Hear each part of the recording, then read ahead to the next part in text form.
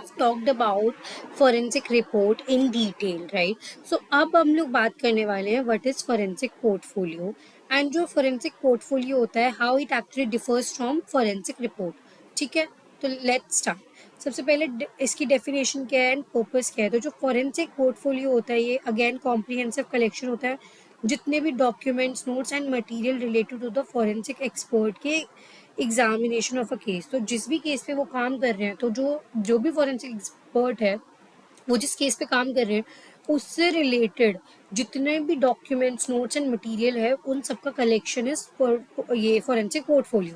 Unlike a forensic report which is formal document, वो एक formal document है presented to the court जो court में प्रेजेंट होती है. A forensic portfolio serves as the working compilation of all the relevant information of that the forensic expert may need to reference while testifying.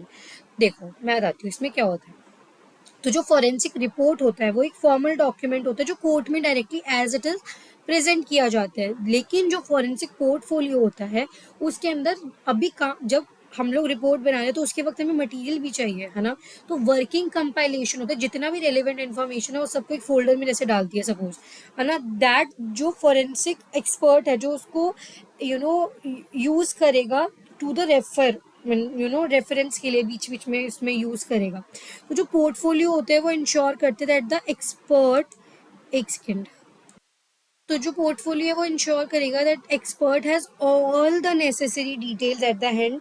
तो कि मतलब जो expert है उसके पास सारी डिटेल्स हैं जिससे वो रिकॉल कर सके एंड प्रेजेंट कर सके अपनी फाइंडिंग्स को during the court proceedings accurately.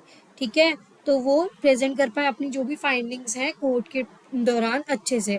तो पोर्टफोलियो के अंदर बेसिकली एक तरह से एक फोल्डर है जिसके अंदर अपना सारा जितना भी relevant collection of documents note सब कुछ है वो डाल दिया है.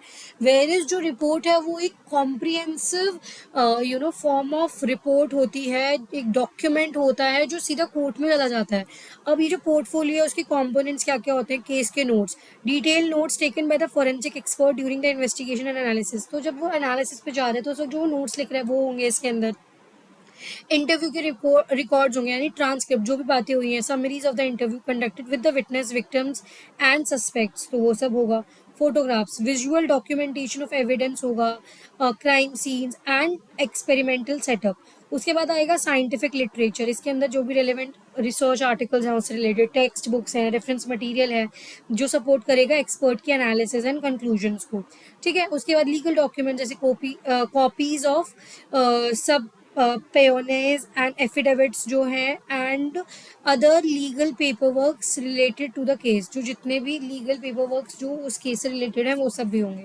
क्रोनोलॉजी, पूरे टाइम लाइन के हिसाब से आप लिखोगे कि की डेट्स क्या थी, इवेंट कब कब हुआ, इन्वेस्टिगेशन में सब कुछ. डेटा शीट्स भी इसके अंदर होंगे. तो raw data and calculation use in the scientific analysis. तो जो भी raw data and calculation use होती है फॉरेंसिक एनालिसिस में often organize in clear and accessible format. ठीक है, तो सारी कैलकुलेशन वगैरह सब कुछ इसके अंदर होता है. फिर डिफरेंस क्या होता है forensic report and forensic portfolio में, this is again very important. तो पर्पस, सबसे पहले पर्पस में क्या डिफरेंस होता है. तो जो फॉरेंसिक रिपोर्ट का जो पर्पस होता है वो होता है कि intended for submission to the court. इसको कोर्ट में सबमिट करना होता है as a formal evidence. As a evidence आप उसको दे रहे हो. It summarise the findings in a clear and concise manner. तो सारी जो भी फाइंडिंग्स है उसको कंसाइज वे में, क्लियर वे में समराइज करके देते हैं. वेयर एज जो फॉरेंसिक पोर्टफोलियो का जो पर्पस है वो ये है, ये सर्व करता है as a comprehensive reference for the forensic expert. ठीक है, तो ये कोर्ट में हो रहा है, यहाँ पे फॉरेंसिक एक्सपर्ट के रेफरेंस के लिए है. It is used to support the expert की testimony and to refresh their memory on details. Because जब पर आप आप मतलब आप केस पे काम कर रहे हो तो आप ना कुछ भूल रहे हो तो बीच बीच में आपको याद करने के लिए वो डेटा भी तो देखना होता है ना, तो उसके लिए. ठीक है, ड्यूरिंग कोर्ट प्रोसीडिंग्स. उसके बाद आता है फॉर्मेट. ठीक है, फॉर्मेट में हाउ दे डिफर. तो जो फॉरेंसिक रिपोर्ट होती है वो बहुत स्ट्रक्चर्ड होती है, फॉर्मल डॉक्यूमेंट होता है क्योंकि ये इसके अंदर स्पेसिफिक सेक्शंस होते हैं जैसे कि इंट्रोडक्शन है, फिर मेथड है, रिजल्ट, जैसे भी हमारा रिसर्च पेपर होता है उस तरीके से. लेकिन जो पोर्टफोलियो होता है इन्फॉर्मेशन इनफॉर्मल कंपाइलेशन होती है, बस चीज़ों को डाल दिया उसके अंदर, एक फोल्डर के अंदर जैसे चीज़ें डाल देते हैं ना, और वेरियस मटीरियल जहाँ पे नोट्स हैं, डेटा शीट्स हैं, फोटोग्राफ्स हैं, रेफरेंस डॉक्यूमेंट्स हैं, सब कुछ है. फिर ऑडियंस भी डिफरेंट होती है, ये इंटेंट होता है कि कोर्ट में जाएगा इंक्लूडिंग जजेस, juries and attorneys. Where as जो ये जो फोरेंसिक पोर्टफोलियो होता है ये यूज करता है कौन, फोरेंसिक एक्सपर्ट, जिससे वो असेस कर सके विद टेस्टिमनी एंड इंश्योर करे accuracy during the legal proceedings. ठीक है, जिससे वो लीगल प्रोसीडिंग्स के बाद एक्यूरेसी से अपना आंसर दे पाए। Now case example illustration and conclusion देखेंगे हम। तो यहाँ पे हाउ मतलब यूज ऑफ फोरेंसिक पोर्टफोलियो देखेंगे। In a notable case involving the psychological evaluation, तो कोई भी ऐसा केस जिसमें साइकोलॉजिकल इवैल्यूएशन होंगी, ठीक है, वहाँ पे क्या हो रहा है, किसका डिफेंडेंट की साइकोलॉजिकल इवैल्यूएशन जहाँ पे होगी, फॉरेंसिक साइकोलॉजिस्ट जो है उसको बुलाया जाएगा कि वो टेस्टिफाई करे कि इसका मेंटल स्टेट कैसा है। साइकोलॉजिस्ट जो है bought a forensic portfolio to the witness stand, वो विटनेस स्टैंड पे आ रहा है जिसके अंदर डिटेल नोट्स हैं विद फ्रॉम मल्टीपल इंटरव्यूज, जो भी मल्टीपल इंटरव्यूज हुए हैं विद द डिफेंडेंट, उस सब के जो भी उनके नोट्स हैं वो लेकर आ रहा है, साइकोमेट्रिक टेस्ट के रिजल्ट ला रहा है, रेफरेंस ला रहा है रेलिवेंट साइकोलॉजिकल थियरीज की during the cross examination.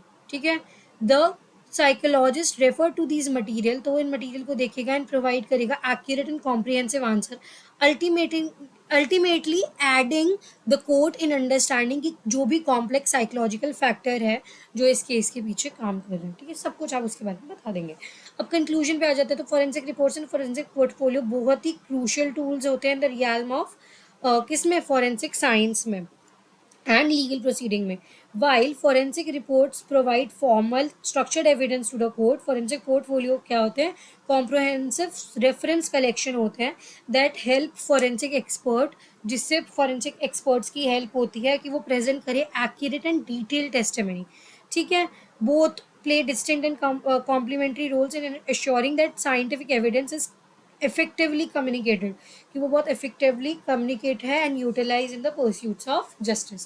So I hope ये टॉपिक आपको बहुत अच्छे से समझ आया हो। Still if you have any doubt you can reach me out in the comment section and don't forget to like, share and subscribe to my channel।